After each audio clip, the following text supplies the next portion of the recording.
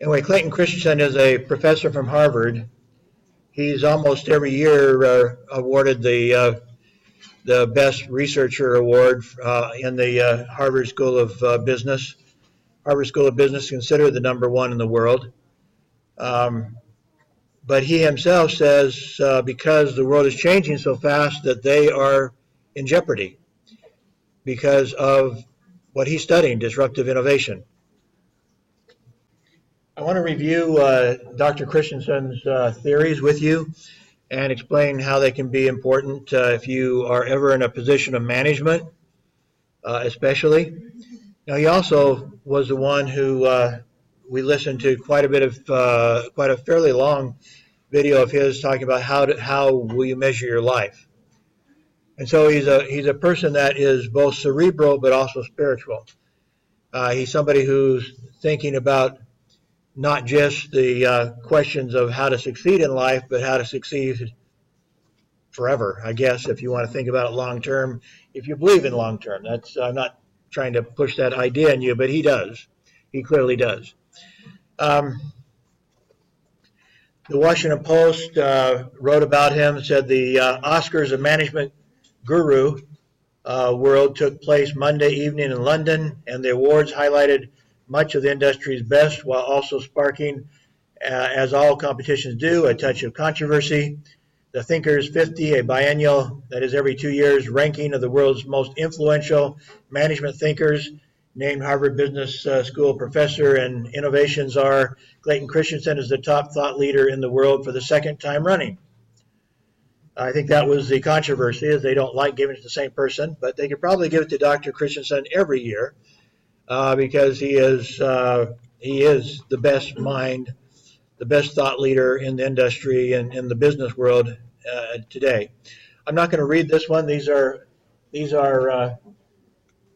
word heavy, obviously, but I put them in the slideshow. That if you want to know more about Dr. Christensen, you can read them yourself.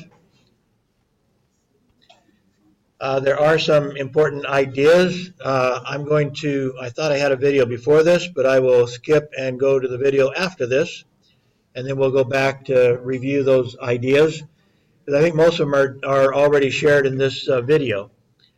So we are going to watch maybe 2 videos before we proceed, and then I'll talk about them myself and review the key concepts. These are all fairly short. You have a little bit more watching to do out of class. In fact, if you watch, I only assign 2 videos out of class, but one of them is 80 minutes long and one is 40 minutes long. So that's actually 2 hours. But if you watch the first half of each of them, it'll be okay. But if you're really interested in it, you'll learn more if you watch the whole thing. One of them, he's one of the videos that you'll watch at home, or out of class anyway, is his presentation to Google. So Google being one of the biggest success stories in the business world of the last, maybe ever, decided they had to invite Dr. Christensen in to help them not fail in the future. And so Google is following a lot of the recommendations of Dr. Christensen so they don't be overtaken by somebody else. I think I mentioned before that one of the things they're doing, well, I'll come back to that if we have time, if I think about it. Let's watch a few videos, and then we'll talk about them after these short videos.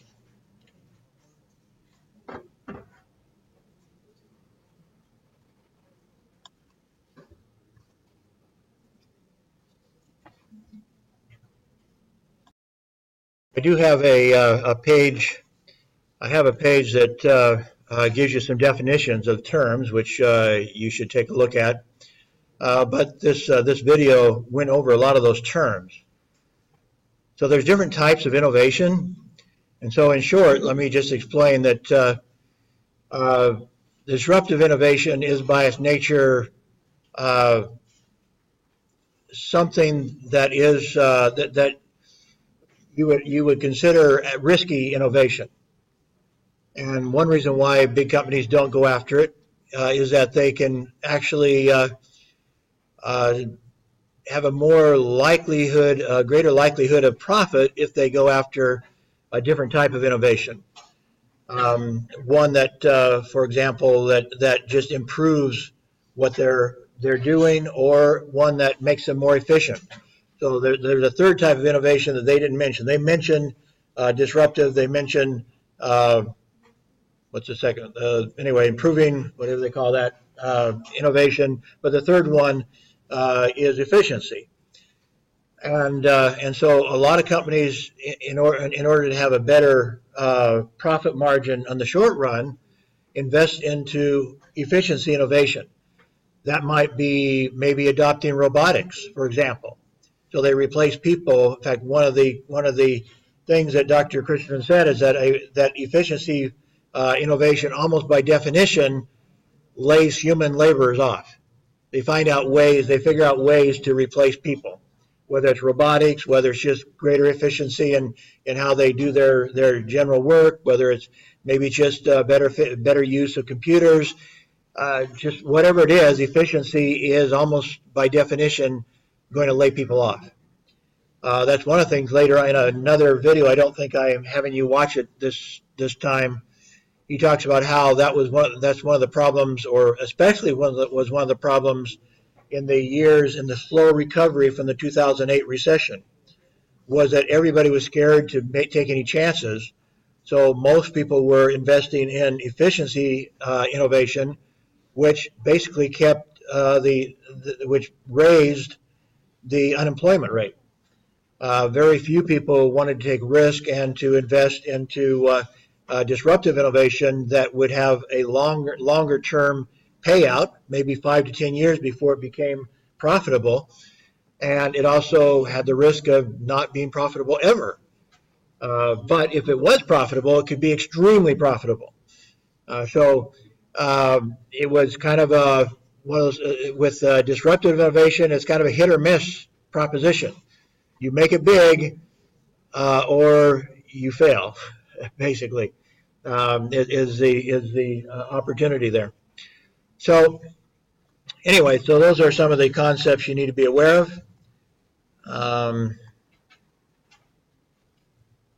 Okay.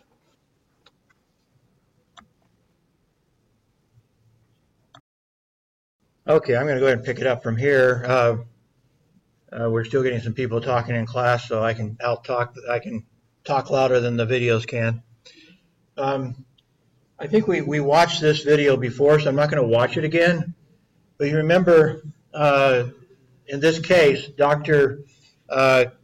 Christensen helped some McDonald's franchises figure out how to sell more milkshakes. One of the key concepts that he talks about in disruptive innovation is, if you're an entrepreneur, it is to look for the job not done. And so you may remember from the video, he used those terms when people bought a milkshake and they went and asked him, "What's the job you wanted this milkshake to do for you? And what did you do last time you wanted? What other products might you have bought to do that job?" Now that job was, in that case, was to have something to do while they're driving for an hour or so to work, or in their work. And so they needed something to do, and a milkshake took a long time to drink, and so that was the job it was doing. Better than donuts that got kind of messy, better than bagels that kind of got messy, and you had to steer with your knees while you were trying to put cream cheese or something on the bagels. Better than bananas that would be consumed very quickly and then you'd have anything to do. Better than anything else they found was, we buy a milkshake. And so Dr. Christensen advised, how can you make your milkshakes more interesting, and how can you capitalize on this specific market and the job they want done. And so one of the things I identified was they were not competing against Burger King as much as they were competing against the bagel shop and the donut shop and so forth. So it's important to know what people are really buying. Are they buying a milkshake because they're hungry, or they buy in a milkshake to have something to do. Totally different clientele, if you understand that. In fact, in the afternoon, it flipped. He didn't really talk about it, but in the afternoon, people were buying milkshakes as part of a meal that they were, it was part. It was they were eating it, they were drinking it as part of their meal to fill their stomach. So they were no longer in the afternoon buying it to keep their life interesting while they were driving a long period of time in their car. So they had to appeal to two different types of clientele who were using the milkshake for totally different reasons, and that was important to understand. It's also, he said, he's taken contracts with different industries to try to help them to survive or to do better. The newspaper industry. I'm a newspaper publisher and editor by trade and training. And so he came to the newspaper industry because they were all being put out of business by Google and Facebook and so forth. And he tried to help them. Some of them, I think, understood and responded well and are doing okay, but most of them have not responded well and have not made enough change. And frankly, they didn't spend much money on him. He came one time, talked to him a little bit, and then they tried to use their own in-house personnel to lead this search for how else they could augment their income and so forth. They did come up with lots of ideas. They published a couple of books with different ideas that different newspapers were trying. And in each case, they were looking for the job not done. And that was one of the main concepts he taught them: go out and find the job not done.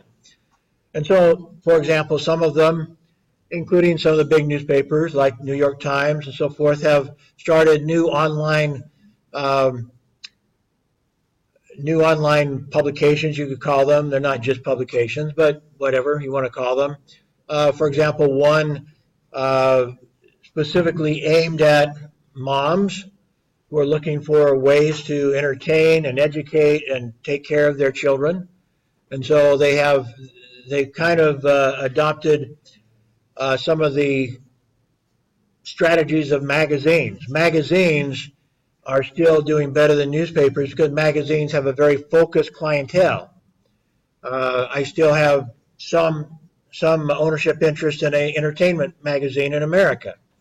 It's doing better than the daily newspaper is, in the sense that the daily newspaper is, if it's not losing money, it's certainly, in the sense of going into the red with its budget, certainly its income, its revenues are collapsing. And it has not been able to replace the lower levels of print advertising with new sales of online advertising. They have not been able to do that. A few newspapers have been able to. The New York Times has. Most of the other newspapers have not been able to do that. And the same thing is starting to happen with TV stations. Their advertising sales are going down. Their broadcast advertising sales are going down. Their online advertising sales are not going up very much.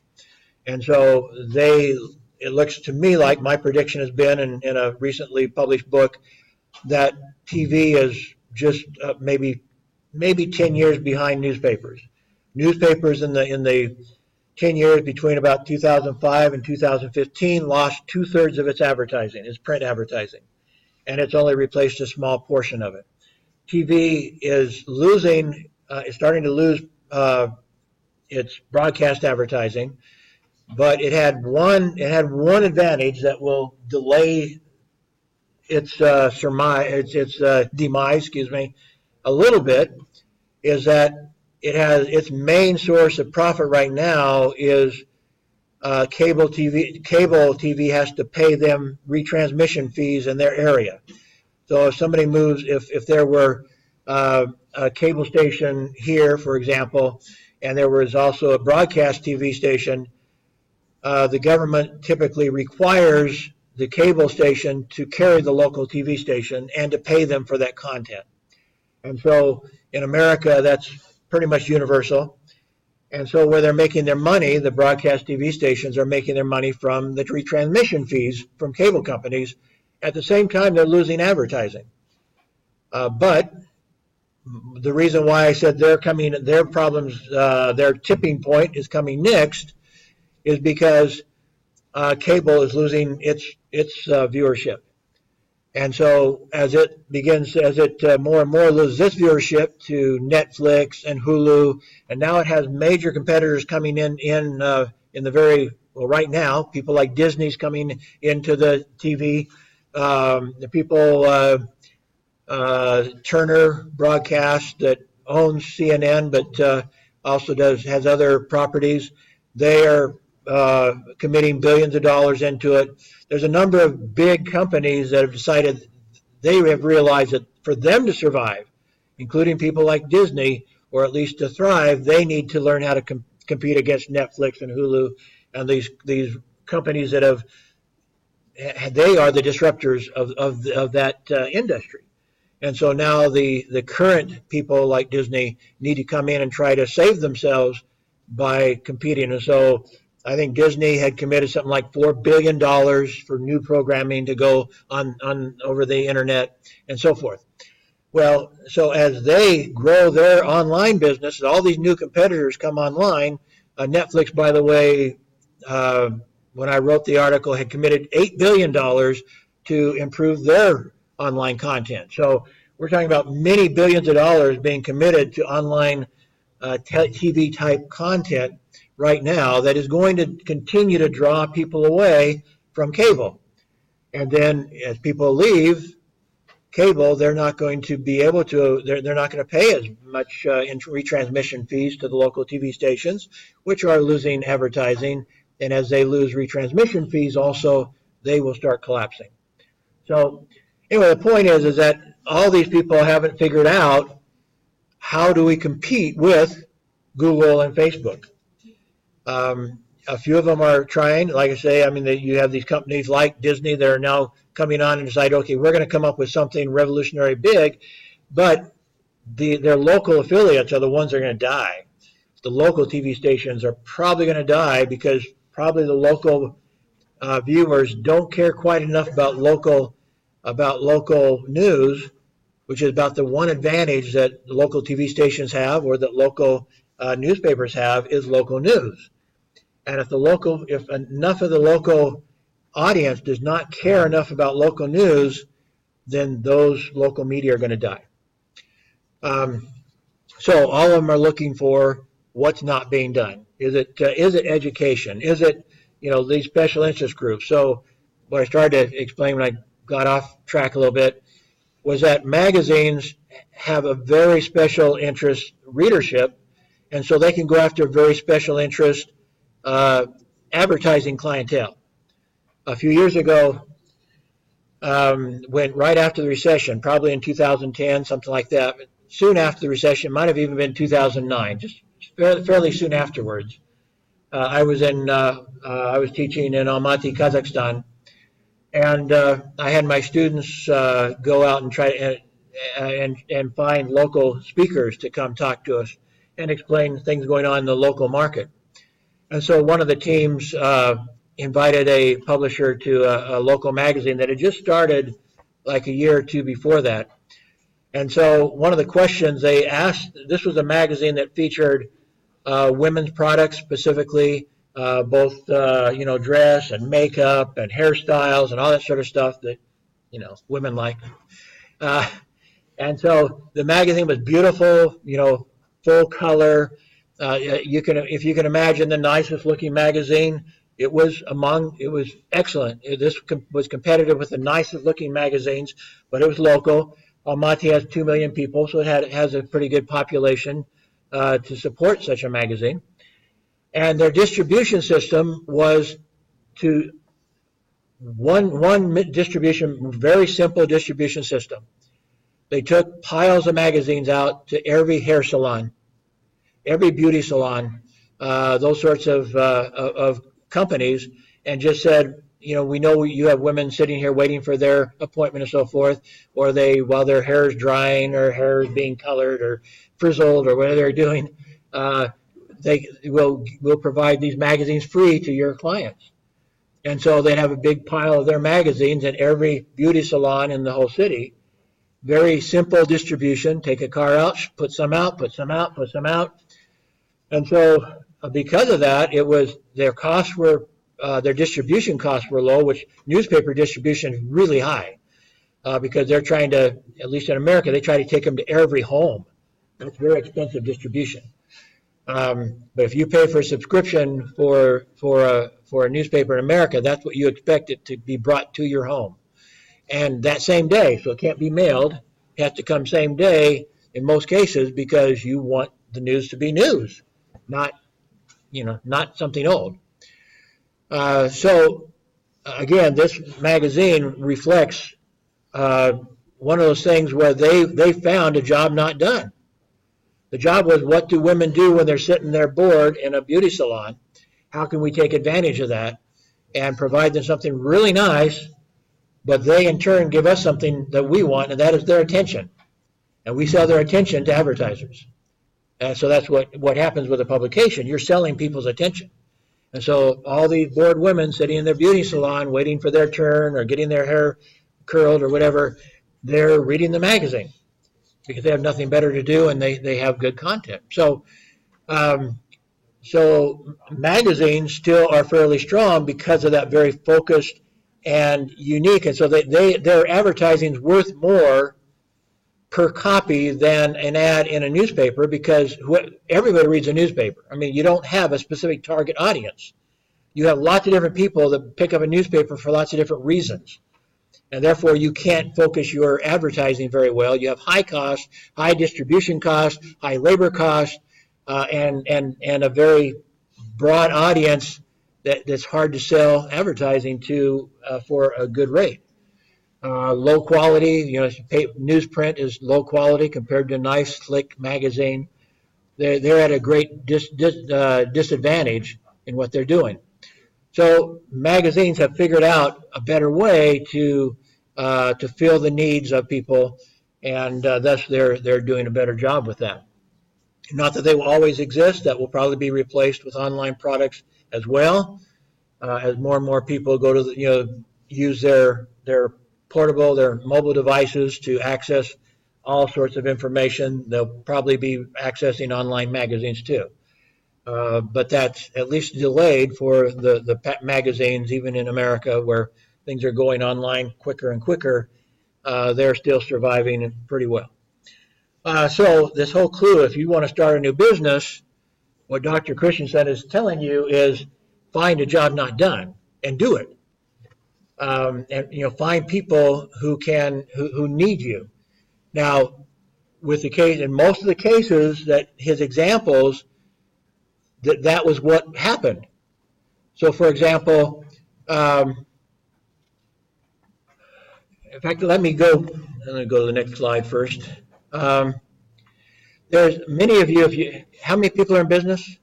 Anybody here in business? One of the main things, there's one person anyway. One of the main things that professors will very frequently tell you is always listen to your customer. And what Dr. Christian is saying that will kill you.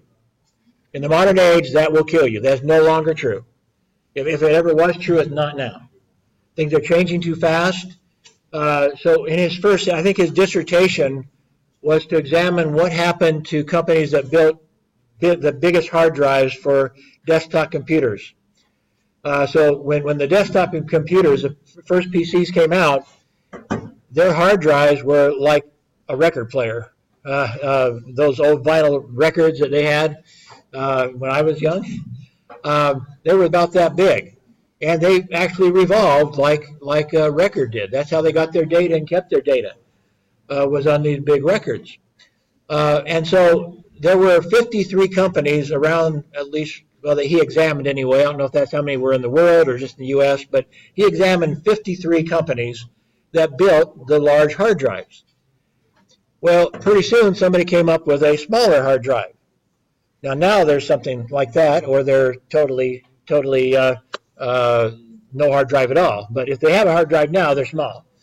But they went through from this to this to this, and now no hard drive at all. So what happened as they went to a smaller hard drive? Well, they made a mistake to ask their customers. And so they asked their customers, would you like us to they're starting to make smaller hard drives. Do you want us to go to a smaller hard drive? And the customer saw no reason to go to a smaller hard drive. So the answer was, no, we like our big hard drives. Go ahead and just keep giving us the big hard drives. And these were, in this case, their customers were computer companies, people building computers. And so the builders of computers were buying the hard drives from these other 53 companies, and they kept saying, keep giving us the old hard drives, the big hard drives, that's fine. We see no need to make them smaller. And so then they go to even a smaller hard drive, and the same thing, they asked their customers, do you want us to go to the smaller hard drive? And again, they said, no, why do we want to go to a smaller hard drive? And so the problem with asking what your customers want now is that that's not the question. The question has to be, what will you want in the future? Because what happened to the 53 companies is that I think he said one of them survived, or maybe two or three maybe survived. But at least 50 of the companies that made big hard drives, they had the personnel that could have made smaller hard drives. But they listened to their customers, and their customers said, we don't want smaller hard drives, but why do we want smaller hard drives? But then laptops came into being, smaller PCs first, and then laptops came into being, and the companies that decided to, and typically, they weren't among the 53 generally, or maybe a couple of them did, but mostly they were upstart companies that said we can compete with them by going with smaller hard drives.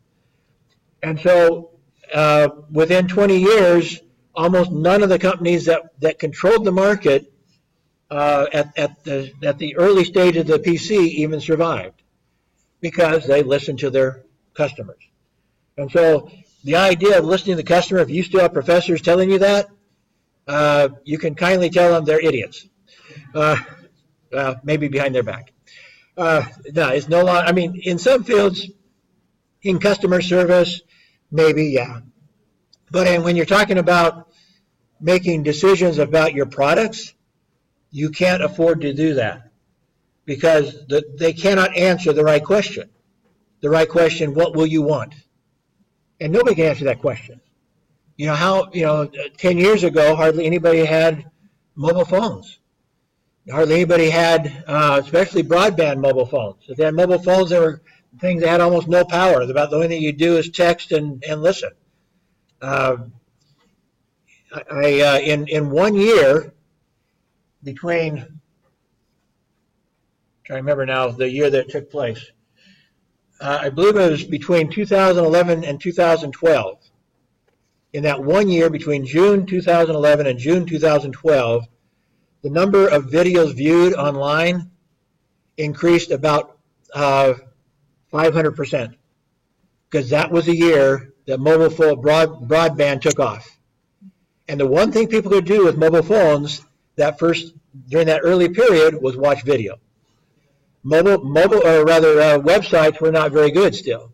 A lot of them still aren't very good, aren't very mobile friendly.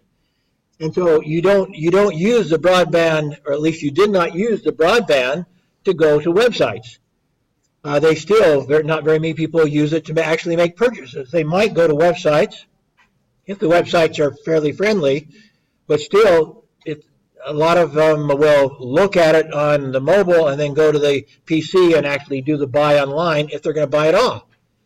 Or they simply, they have their mobile and they're looking at it while they're in the store, and they're looking at coupons on their mobile, and they're comparing products on their mobile, but they're in the store, and they buy in the store anyway. So mobile still isn't the best buying. If you want to sell something, you need to understand the nature of the buyers who are carrying around their mobile phones. In many cases, they're actually in the store already. So not in every case. They're varying, and it's changing. Like one of the things he said was, one of the problems with professors and with textbooks is that they tend to look at things, and my research, by the way, is we look at things like a snapshot. If you go to my writing, in fact, I could tell this when I wrote about half of the book with a former journalist and professor here, was the editor of a book, and that's actually, he's the one that got me to come here. But when I was still in Kazakhstan, we had gotten to know each other, and so I ended up writing about half of his book. 7 different chapters about how mobile technology was changing the world. I started writing in March. It took a long time to write 7 chapters of about 30 pages each or so. So I was altogether something like 220, 230 pages of his book I wrote. I started in March. By the time I got to October, I realized that everything I'd written was out of date already. It was already out of date. So I was writing snapshots just like Christensen was saying. And so I was telling people how they should change their businesses because of mobile, and I knew I was already out of date. Now, I wasn't as out of date as I am now. If they go back and buy, in fact, the publisher, it's kind of cheap. He's actually republishing some of my articles, some of my chapters. I put him in new books. Well, I can tell. Maybe I should tell him. Guess what? These are no good anymore. I gave you a snapshot from now, 3 years ago, and you're publishing them now again. They're old now. In this day and age, they're old. So that's one of the things he was talking about is that professors, and that's one of the things I found, by the way. I did most of my literature research based on industry research, not based on university research. Most academics are looking at other researchers from the academia. They're way behind. Their snapshots are so old that they're not worth anything, basically, hardly anything. And so I based all of my 7 chapters on industry research because they had to be up to date. So it was up to date as of 3 years ago, but I can tell already that what I was recommending 3 years ago is no longer true. It's changing too fast. So it's a very confusing time to be in business. Some of the other examples he had was the biggest electronics company in the world in the 1950s and 1960s was a company called RCA. It was an American company. And then in the late 1960s, I think it was, and early 1970s, Sony started competing with them. But they didn't take them on with their current customers.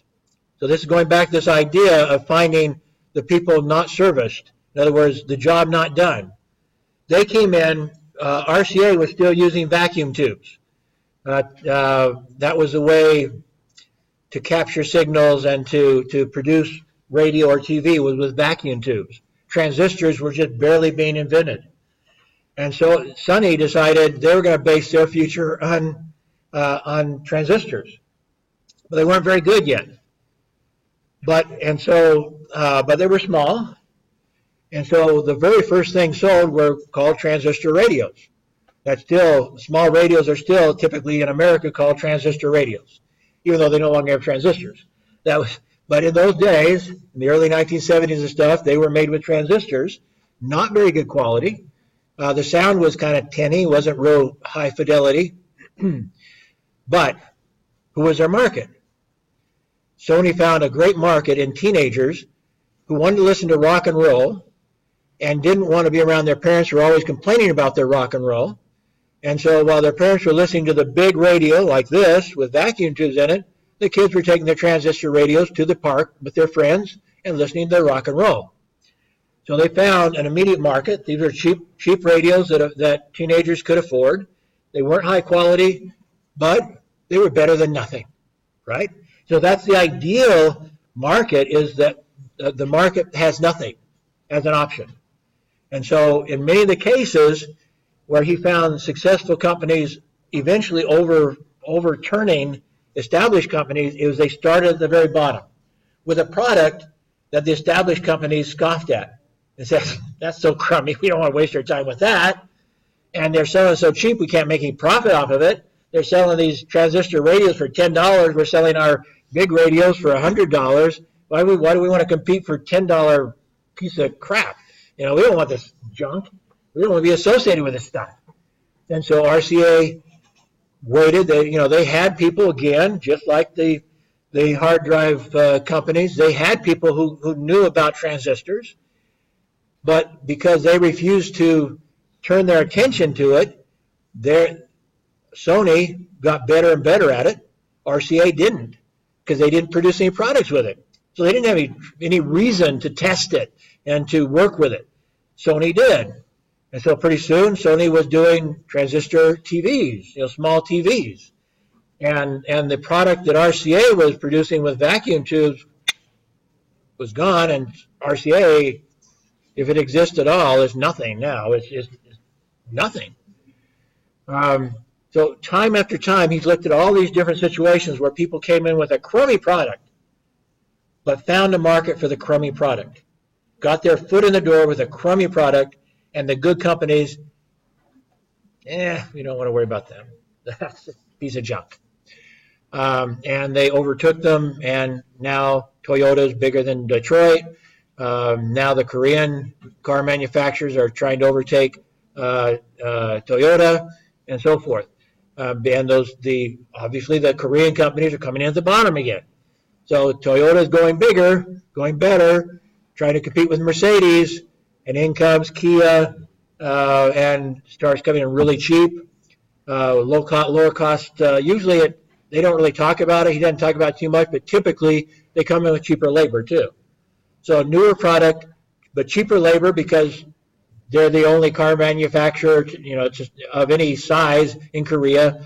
And so people will come to work for them for less money, and they get bigger and better, and they start moving Toyota out of the marketplace, and they go up line and up line and up line until, they may take over the marketplace, and then will come the Chinese cars, and they will start off with a crummy product at the bottom, and Kia will say, who cares about that stupid car? We don't make any money off of that. We're not going to compete with them, unless they learn from Dr. Christensen, in which case they might say, we've got to do something. Now, what he's saying is that one of the things that successful companies like IBM did, and what Google's trying to do, Google has a problem in that it's taking, I think I mentioned this, they're taking moonshots. They're spending billions of dollars every year. They're trying to replicate what IBM did. What he said IBM did was they first off had big mainframe computers, cost millions of dollars. Then many computers came in and started competing with the mainframes. And so they started a whole new company, moved it someplace else that may have had the IBM label. They put it under totally different leadership. And they put it in a different state. So they couldn't even talk to each other other than telephone. I mean, they weren't in the same locale at all. So one was in, I can't remember, one was in Pennsylvania or New York or someplace. One was in Minnesota. And then along came the PC, so they started up in Florida. They put them about as far away from each other as they could, and put under different leadership so they could have a totally different thinking. Because the leaders of the mainframe part of the organization, they were used to getting 60% profits on $1 million computers. And so now they didn't really want to sell to their customers a lower price product that was not as good as their mainframe, because that would undercut their profits. So the leadership of the mainframe could not come down to the idea of doing a worse product for less money at a lower profit margin. That made no sense to do with their customers. So IBM actually started, in essence, different companies to compete with their own company. So the PCs competed with the mini computers, and the mini computers competed with the mainframes, because the leadership of each one could not think the same. They could not think that way. So that's more or less what Google's trying to do. They're starting a bunch of different companies. They're spending billions of dollars doing these moonshots to try to start other companies that will be successful like Google. The problem is, Google's kind of unique. They're not finding, so far their other enterprises are not a success, they're not anywhere in the ballpark with their main company, but what their idea is, whenever we're going to spend our billions of dollars we have sitting in the bank anyway, we're going to put it under different management. And even if they compete with Google, Whatever they're doing, they're on their own because that's the only way they can do it. They have to think differently. They have to find the job not done. They have to find new customers. They have to offer a crummier product at a lower price, sort of thing. That happened in all these other examples. He's talking about in finance, those of you that are in business, that in finance they have certain like ratios where they calculate how profitable something is. And he basically really takes on finance professors and said, you guys are killing companies because they're the ones that are basically teaching them to invest into the efficiency innovations. And the efficiency innovation means that they're not investing money in the disruptive innovations. And so they're spending their money and trying to make more profit with less risk. But what automatically means is they have a competitor spending money on the disruptive innovation. So it almost guarantees any company who decides to invest their money into efficiency instead of disruptive innovation may be dead in 10 years because they're not taking the risk. They're taking the guaranteed profit that their finance professors taught them to do. And so their finance professionals are telling the company, don't take that risk, make your profit here, don't worry about this other stuff, and so they will eventually die. One of the things he was teaching, for example, he says, I'll stay here I guess, that when you have a product, this is kind of, if this were the rate of improvement by efficiency, not efficiency, but by, what's the second term he has? By sustaining. So sustaining innovation will gradually make a product better. It will keep up with the demands of the market. What happens is disruptive innovation is down here. It starts off crummy, but it goes like this. So this is disruptive. And so sustaining innovation, like making a current product better, is very gradual, and it never zooms like this. A disruptive innovation during the first years of disruption, if it's successful, will zoom like this. It'll start off crummy. It'll find a new market, people who couldn't afford this because this is cheaper. This is almost always comes in cheaper. And with people that couldn't afford this one, so they come in with a cheaper market, and they take off, and they get better, better, better, and they take over the market as they get better. They take a bad technology and makes it better and better, and they take over the market. So anybody, and then there's another one, the efficiency, and that's not really on this chart, the way he drew it, but efficiency basically does neither of these. It does not improve your product. Efficiency helps you continue to improve your product gradually, perhaps, but it's really how do you make more money without being any better.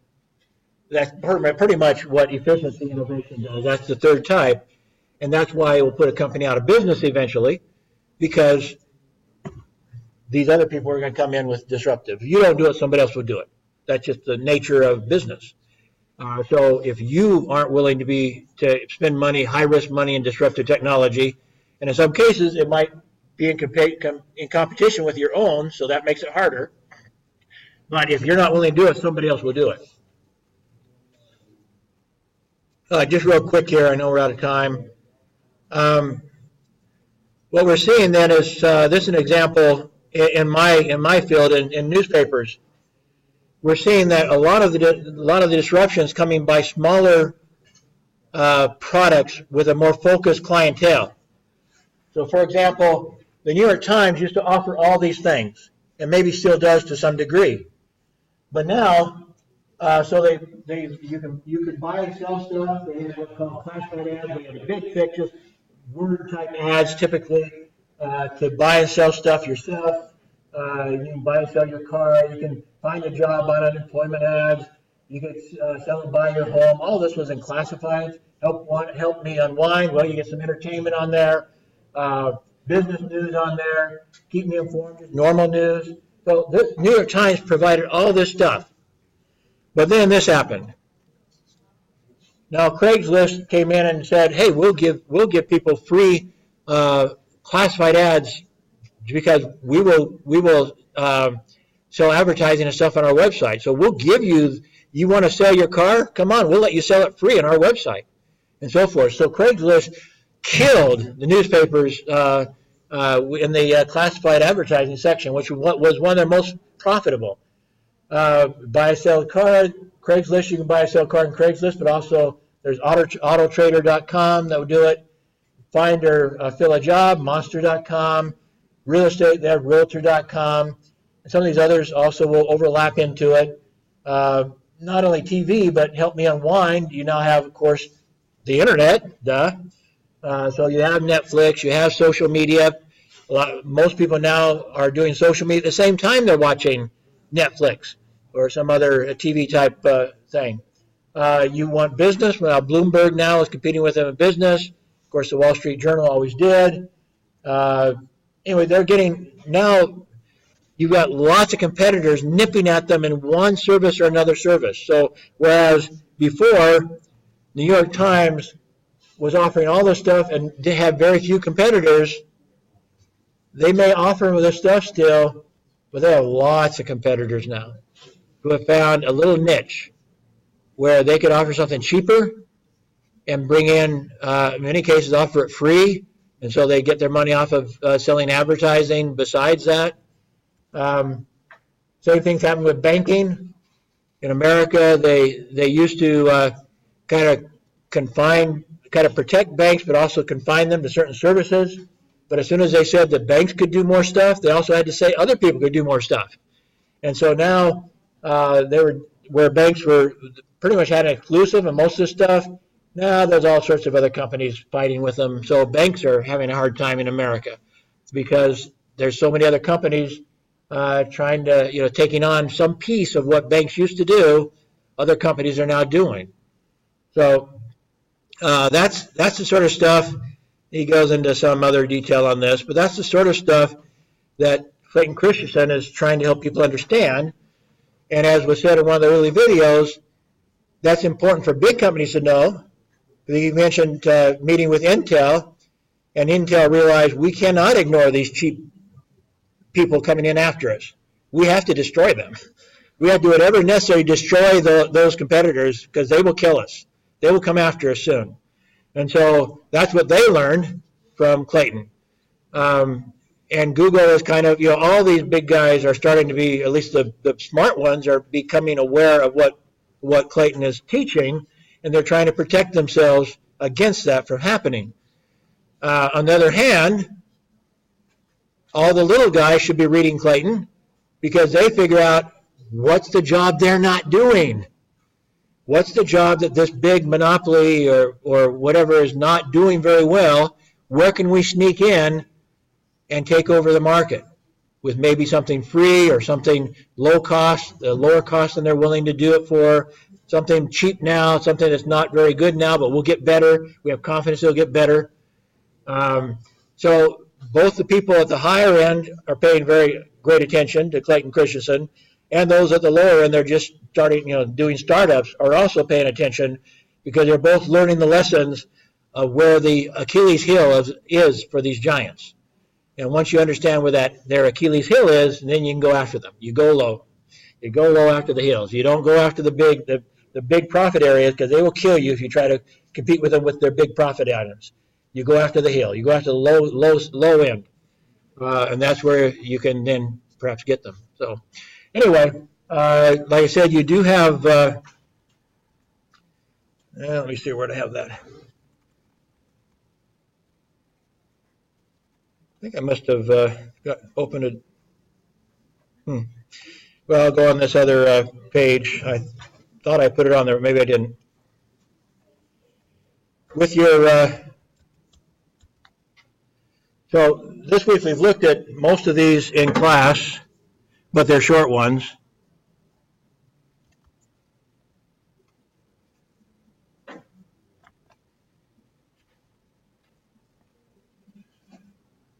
So I don't think there's anything here that you need to watch except the last two. But like I said, there's 140, 180, 140. I wrote here watch about half of it. So basically 1 hour to watch. It'd be good for you to watch it. The one is his presentation to Google. If you really are interested in stuff, you should watch the whole thing. Some of the most interesting stuff in the Google one is his Q&A. At the end of it, he does a Q&A with the Google executives, and they really try to pin him down. So they come after him with really hard questions, and he answers them very well. So it's interesting that Q&A is, in some ways, I mean, it's good to really understand his theory by watching the first part. But in some ways, once you understand that, then the second part is more interesting because you get these challenges by these Google execs. With the other one, I'm introducing somebody we will talk about more next week, Andreessen, Mark Andreessen. Mark Andreessen was one of the first online entrepreneurs. One of the first web browsers was one called Netscape. He was the creator of Netscape. And he bought that, he made a bunch of money with Netscape, and then he had another company he made a bunch of money with. Now he is a venture capitalist in Silicon Valley. So he's looking for other people with good ideas and investing his money into them, looking for the next big deal, so to speak. And so he has, and this one, it's him and Christensen together with a kind of a what do you call just a guy to ask questions, a questioner, an interviewer, asking questions of Christensen and Andreessen, and they bounce off each other really interestingly because Christensen's the academic and Andreessen is the practical investor who's leading, one of the leading venture capitalists in the world is Mark Andreessen. So that one's very interesting. But again, if you watch the first half, that's all you need to for the quiz. But if you're really into this stuff, want to know what's happening in the world, what the future holds for us in a sense in the world of business, both of these are worth listening to the whole thing for. Okay, thank you. Relate. Bye. Good afternoon to my fellow classmates and lecturers. We are Group 6. I'm Kunchin. He is. Okay, so today we are going to present to you guys with a topic called preparing for and taking tests. So in this topic, we have 6 subtopics included, which are the test anxiety and how to control it, study for learn, taking tests, the secret of Q&A, the honest truth, and using test results. So I will be presenting to you guys with a part of test anxiety and how to control it. So what is test? When I talk about test, I think most of us do not like it, right? Especially the academic tests, like the finals. However, test is part of our life. It does not represent how smart you are, how skilled you are, or how talented you are. It is the tool that helps us to measure how much we know about the particular skills at a specific of time. And when we have the test, we also have test anxiety. So what is test anxiety? Test anxiety is Test anxiety is a worry or fear that caused by having to take tests. All of us have test anxiety. It just depends on the person more or less. Next, how can we control the test anxiety? There are 7 ways that we can apply to control it. Firstly, be prepared. The primary cause of test anxiety is because of the not knowing source, the not knowing materials. Which is like we do not know what are we going to study, what exercise should we do before the exam. So if we jot down the notes in the class, read the notes and review them regularly, I think that we surely can reduce the stress greatly. Next, bounce back vibes. Bounce back. Sometimes when before the test, we have some negative thoughts like, oh, I'm not gonna make it, I can't pass the test because there are a lot of things that I can't figure it out. So in this case, we all should stop doing our current things, calm down, relax, or do other things that are not related to the current things until the tension is released. Once once we clear our mind, repeat. We should repeat a reasonable affirmation like, "I know this stuff. I can make it. I understand it." Before we continue our work. Next is visualize success. For example, imagine a picture that you get an A on a subject. You can take it as a goal and work towards it. It can turn the test anxiety into the motivation. And you can also reward yourself after you accomplish the goal. Next, it's all about you. Next is all about you. We all should not comparing ourselves with others because it is just a waste of time, and it also gives us additional stress and will break down our confidence. So what we need to do is just keep focusing on our goals and plans. Remember that we live for ourselves, not for others. Next, have a plan and follow it. Once you receive the exam timetable, you should prepare a plan for the revision. If you do not prepare a plan for the revision and you start the revision at the last minute, you probably will get more anxiety and more stress.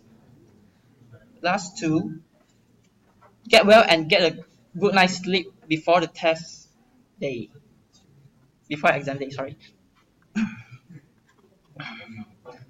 Lack of sleep, energy drink, or poor eating habits will all contribute to the test anxiety. And lastly, chill. We can perform well or best. We can perform best once when we are relaxed. We can so like before the exam, we can do some relaxing exercise like breathing exercise, stretching to reduce our anxiety. And I'm done with my part. And now I'll pass to Ethan to continue his part. Thank you, Tan Kun Ching, and I would like to talk about studying for learn, not just for test. Now, I believe most of you heard that students or people always throw back their knowledge to teacher after the test, right? So it's because when you study, it's just for the test, not for, and you should look at study as a helpful in our life, but not just for test only. Non-study as learning new things in life instead of exam or test. So it will make you become easier to be memorized. So after our presentation, you may know a lot of how to prepare for and taking tests or how to study. But first, I will ask you to change yourself, your philosophy, your attitude, your perception with studying for learn. So because the biggest challenge is not in study, but yourself are the biggest challenge ever. When you change yourself, you will become actively on study, and everything that you learn become easier and faster. So you start to take note, you start to know every strategies on how to study or prepare for tests, and we call it learning materials. And you gather learning materials and merge it, form a more effective way or suitable way to use on study. So you may start study course unit and asking more tips for learning until you success. Now remember to take a rest. It's habit 7, which is sharpen the saw, started by Dr. Covey. Take a short break because the rational student is not going to be a tired student. They know that rest can arrange their knowledge and lead them go further. Now next, let's I would like to talk about study in small groups. It seems like a relationship between student and teacher because your weakness and will be countered by another student's strength, and also you may help them in for solving some questions. So it seems like a win-win situation and also extra revision. Next, opportunity to build up habit state, which is synergize. Because when you study together, right, you will learn from other on how they prepare, how they learn, how they prepare and taking tests, and how they study, how they learn. So after that, you may form the third alternative way or even more alternative way on study. So last, here is the motivator quote to you. Preparation is not to fear your result, but you are going to be fear or do the preparation.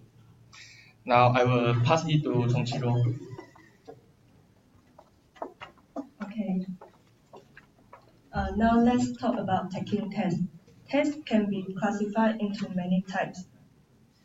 And the most common type of test is paper test, which requires us to write down our answer on the paper. Although that we can write down all the things that we think that's related to the questions, but the instructor may not likely to spend much time trying to figure out your other's point. Besides, the other tests that often be taken by us are open book test and take-home test. Open book test obviously is allowing us to bring along our textbook and notes while we are taking the test. Rather than copying down all the content from the textbook, this kind of test is usually more looking on our own viewpoints. Take-home test is a little bit similar to the open book test. The differences are we can take our test at home, and there's a more longer time period for us to submit the answer. Since since we take more time to answer the test and having access to the reference materials, the instructor may have a higher expectation on our answers too. Next. With the development of science and technology, it's common that the online test and electronic test in the classroom in university now. The main advantage of this test is our answer can be verified accurately and fast through the system. Lastly, what we are having now, a presentation or an oral test, also included in one of the types of tests. After introducing the type of test, now let me talk about the things that we are more interested in. The tips for taking tests. First, learn as much as you can about the test, not about the content, but the type of test. Is it a MCQ question, an essay question, or other else? Then, try to foresee the question likely to be on the test. We can review back the passes, quizzes, or tests to see that what kind of question is always coming out from the test. Don't be tempted to stay up late cramming. Get some exercise and watch what you eat. Get to the test site early. Create a test plan. Write it down. This tip is especially useful for the math test when it's no formula given. We can write down the key principle and those formulas since our memories are still fresh before we start to answering the question. Read the direction carefully, especially in those MCQ questions with not and except. Do the easy question first, because it may waste our time when we start to answer a hard question that need to think for a long time. Keep an eye on the times too, and finally, check your work after you've done all your questions. And now I will pass it to Martin. Okay, thank you. Now I will continue the presentation on the secret of Q&As.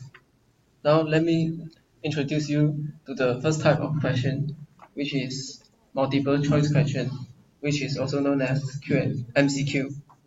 So before answering this type of question, we must read the question carefully and try to answer it in our head first before reading the answer option. Then consider all the options and try to relate your thoughts with the options. Then before making a decision, try to uh, consider and compare your thoughts with your answer. Now let me move on to the second question, which is true or false question. Before answering this type of question, we must determine whether a statement is true or false. Okay. So as usual, we must start by doing the easy question first, which are obvious to you, and once you look at the question, you will know the statement is true or false. However, if you are still unsure about the statement is true or false, and you are forced to make a choice, then you should choose the true statements. It is because most of the tests consist of more true statements than the false statements. Now, the next type of question is matching columns. Before doing this type of question, we must identify the number of items in both columns, and we must determine whether the number of items are in the both columns are equal or not. If the number of items in both columns are not equal, we must determine whether we can match the items in the shorter columns into two or more items in the longer columns, or can we just leave them unmatched? So as usual, we must start by doing the easy question first, which is we can identify straight away after we look at the question. But however, if we can't identify the question straight away, we must use the elimination method and try to eliminate those items which are not correct. Next, let's move on to short answer question. When doing this type of question, we must ask ourselves first what the instructor wants, and we must answer straight to the point and do not elaborate too much.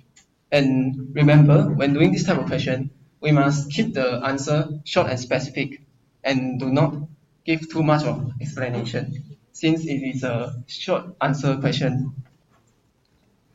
Now, let's move on to the last type of question, which is essay question. Essay questions are normally given by the instructors to evaluate your thinking and evaluating skill.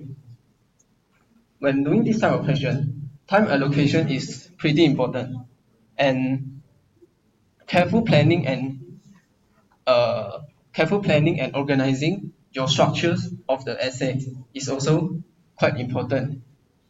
And at last, make sure you fulfill all the requirements given by the question, and that's all.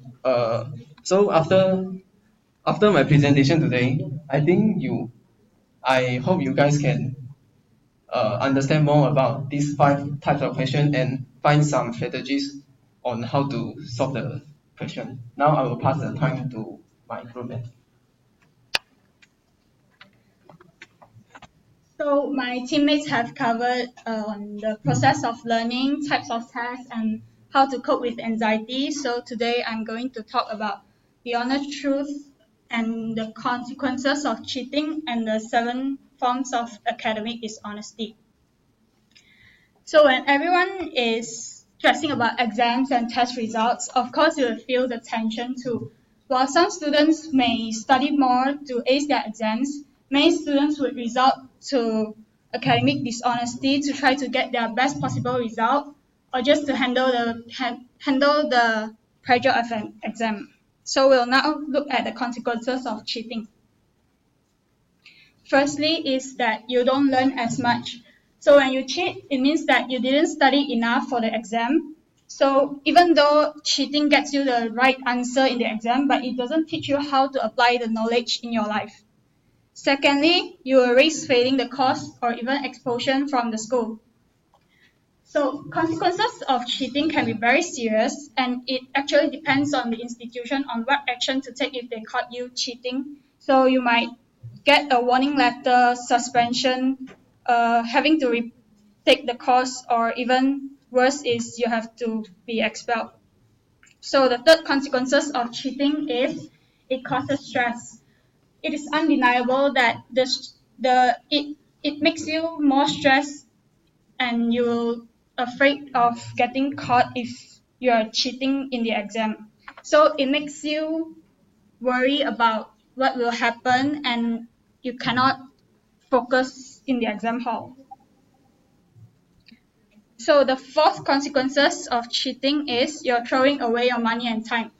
Everybody knows that education is very expensive, and when you're cheating, you're just wasting your time and money in college. So my advice is don't do that. The next consequences of cheating is you're trashing away your integrity. When you cheat once and get away with it, it makes it easier for you to do it again. And so now you're more comfortable giving up your integrity. The sixth consequences of cheating is it lowers your self-esteem. When you're cheating, you're just simply telling yourself that you're not clever enough, so you can't handle learning. Technology has made it easier for students to cheat. So they will bring their cell phones into the exam hall and a lot of other things. So here are some examples of academic dishonesty. Firstly is cheating. I've talked about it just now. So it is about gaining an advantage by using deceitful methods such as bringing your notes into an exam hall. So the second form of academic dishonesty is one of the most common ones. It is plagiarism, and it is about taking other people's work or idea and declaring it as your own. So the third form of academic dishonesty is fabrication. Fabrication is falsification or inventing any information that is not true. For example, you say that you found this from a reliable source, but actually you just thought it up on your own. Next form of academic dishonesty is obtaining an unfair advantage, such as stealing exam papers so you know which chapters are coming out so you can study more on those chapters. So the fifth form of academic dishonesty is aiding and abetting academic dishonesty. This means that you are providing materials, information, or other assistance to your friends and helping them to cheat during the exam. The sixth form of academic dishonesty is falsification of records and official documents. This is on a more serious scale that you are faking an authorization signature on an official document. So the last form of academic dishonesty is unauthorized access. This means that you're hacking into the school's system or database to change your results. Last but not least, being dishonest can have major consequences not only in your college life, but your life beyond college. So I hope we all make right decisions. So now I'll pass the mic to Soen. So now it's my turn for the last subtopic. Well, we have talked about how to study for and taking tests effectively from the previous sections. So for now, this section is talking about how to use your test results to greatest your benefits. So let's begin these sections.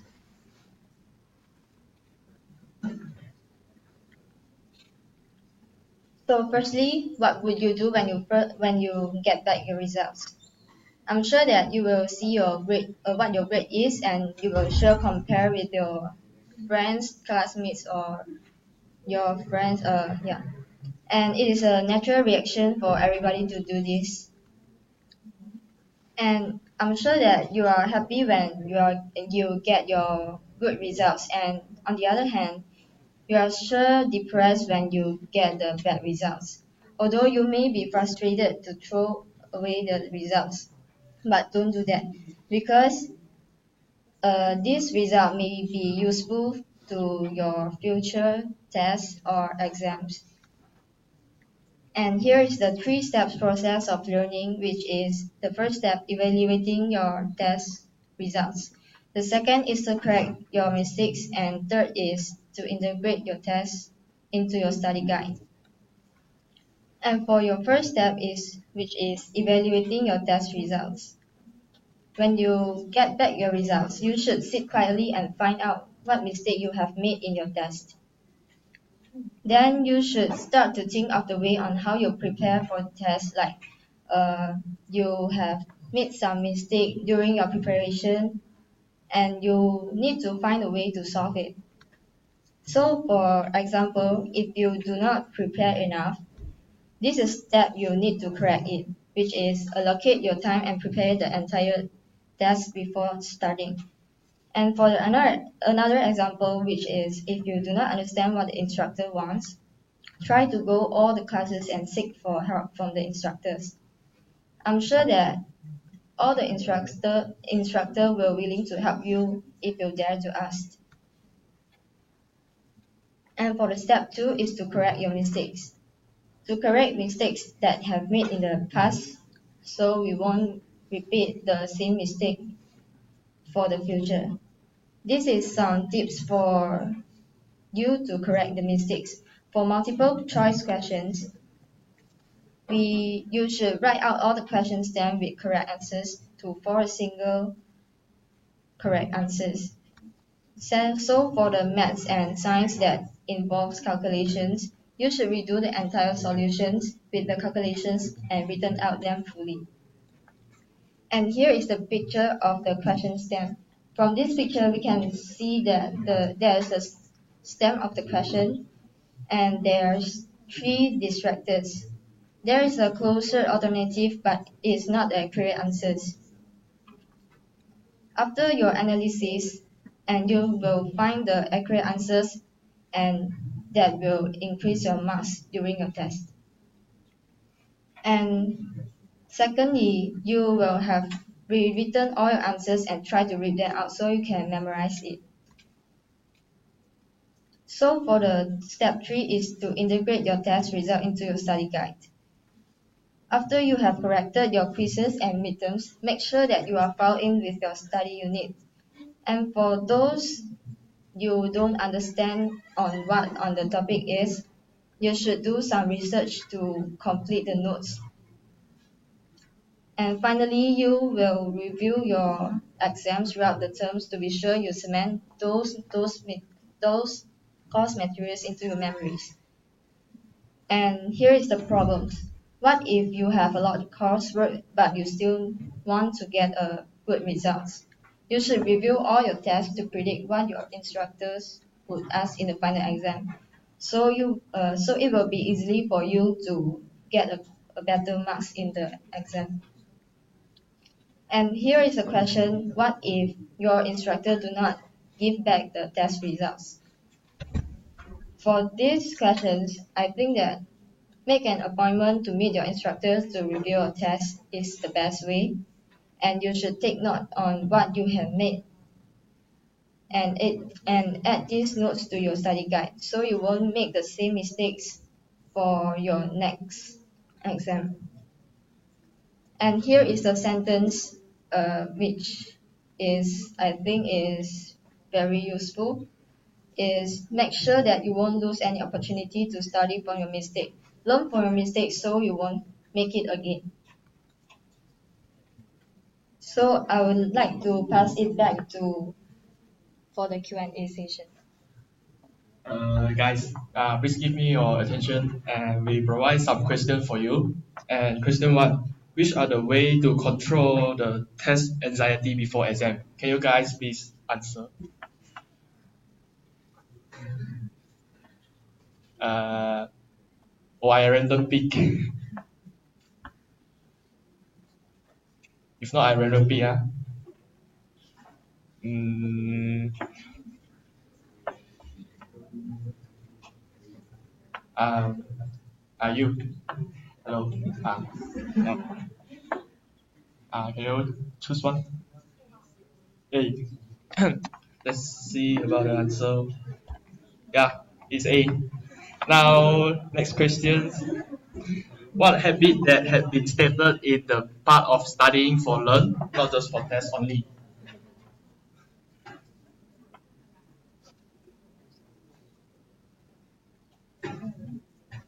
Any volunteer? Yeah? Other? Yes? 7 or 6 is it? B or C? C. Others? Huh? 7. C. Now look at the answer. Yeah, C. Okay. Next, I will pass to the Martin to continue the questions. Now let's move on to question 4. When answering multiple choice question MCQ, which of the following is not a step we should follow? Can anyone answer? Uh, B. Donkey. Okay. Okay, correct. The answer is donkey. So let's move on to question 5. Which of the tips below is correct? B. B. Okay, let's look at the answer. Yes, the answer is B. Okay. Thank you.